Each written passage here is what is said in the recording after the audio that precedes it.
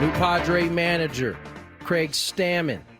He'll be introduced Monday at the press conference. I believe it starts at 10 a.m.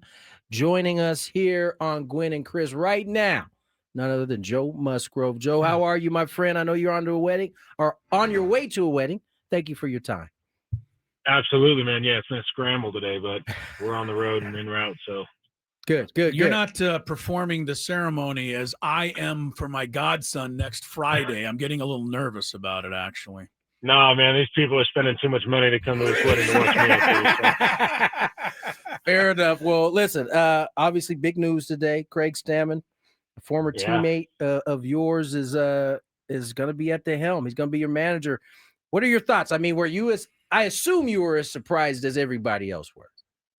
Yeah, very surprised. And not a negative surprise, just, a name that we didn't even know was in the running and somebody that I didn't know was willing to step into that role as soon as he has. But I couldn't be more excited about it, man. I mean, obviously, maybe slightly biased because I've gotten a chance to play with him, but, that's also experience that gives me, a strong feeling that he's going to be really good in this role. Just the character, the person, the integrity, the relationships that he built over his years here with players and front office. He's just like the gold standard for what you'd want out of a professional ball player and, hopefully out of a manager. Joe Musgrove, great to have him with us. It's good talking to you again, Joe, and look forward to, you being back in uniform. We'll ask about that in a minute. But anything you can share with Stammen and just the 2 years you played with him that might give us a little peek into, what Craig Stammen is all about. Yeah, the high character is the biggest thing. Craig's one of the most consistent, honest,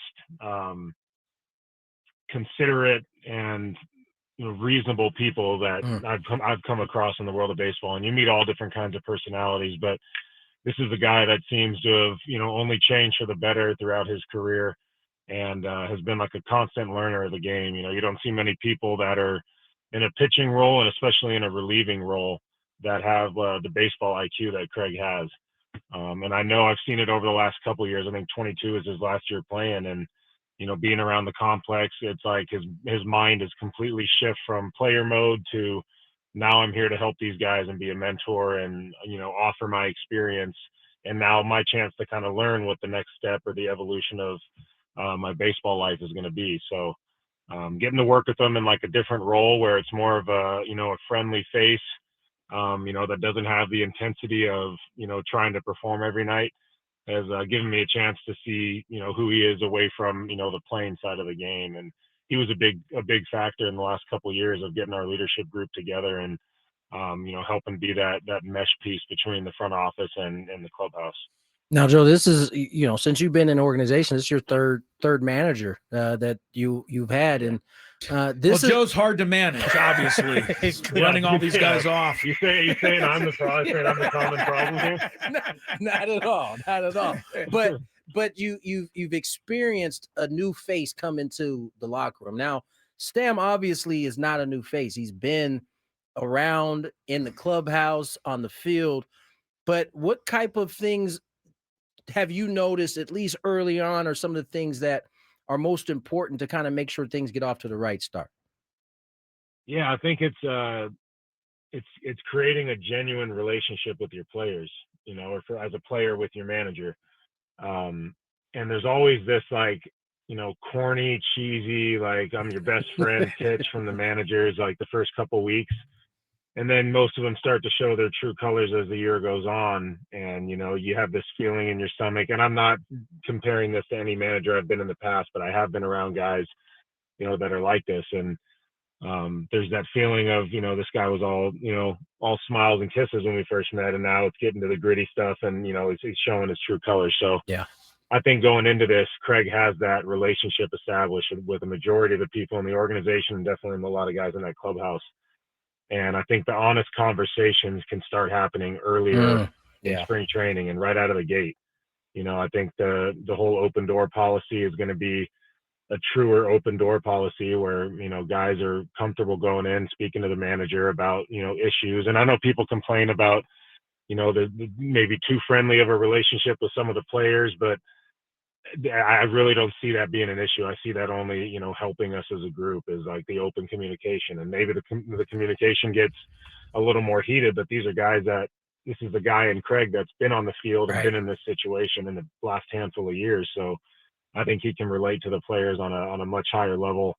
You look at managing a bullpen, I feel like that's one of the most difficult things for a No manager doubt. to do out of all the responsibilities he has. And, with the combination of him and Ruben, if that's what Ruben decides to do, which we're all, fingers crossed he does, I think it's a really good duo to get our guys through the year healthy, to find out where to push these starters.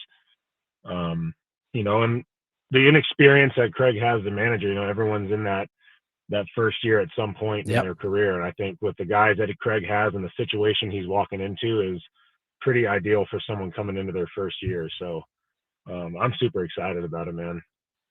Yeah, all very well said. Yeah, honestly, Joe Musgrove is our guest, Padre pitcher. Joe, obviously everyone wants to know out there where you are health-wise, how you're feeling.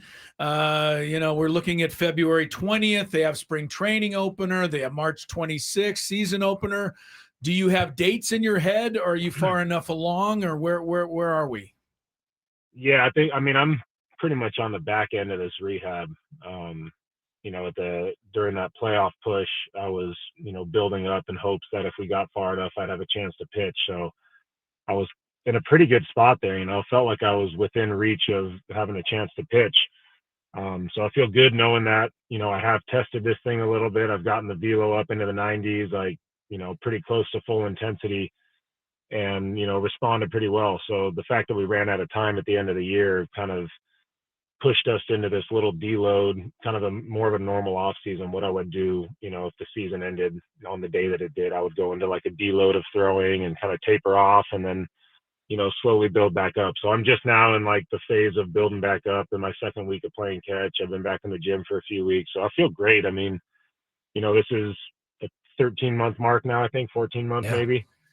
And, I feel great, and knowing that I have 4.5 more months to really get this thing dialed in, I feel, pretty confident that I'm going to be ready to go come spring.